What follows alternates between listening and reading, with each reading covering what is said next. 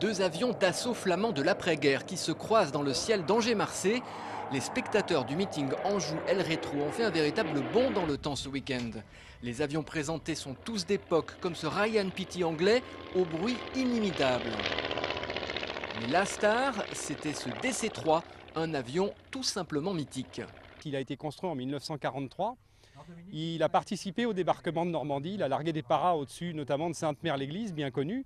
On a fêté le 60e il n'y a pas longtemps. Et il a terminé sa carrière dans l'armée américaine à la bataille d'Arnhem. 60 ans après, s'il vole encore, c'est grâce à une association de passionnés qui l'entretient et fait vivre sa très longue histoire.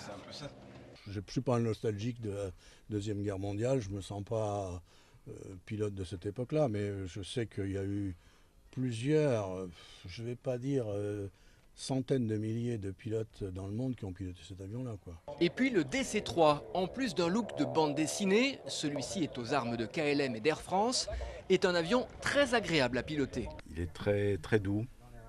C'est un avion qui ronronne, qui nous berce d'une certaine manière et qui en même temps, tout en étant lourd, est très manœuvrant, avec lequel on peut faire beaucoup de choses.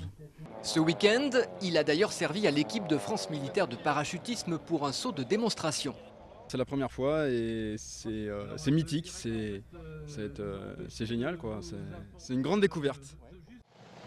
Voler sur un DC-3, c'est un rêve. Sauter d'un tel avion pour tout parachutiste et le voir s'éloigner dans le ciel, c'est un vrai privilège et une belle émotion. Pas étonnant que les parachutistes de l'armée de l'air aient tous répondu présent lorsque l'invitation a été lancée.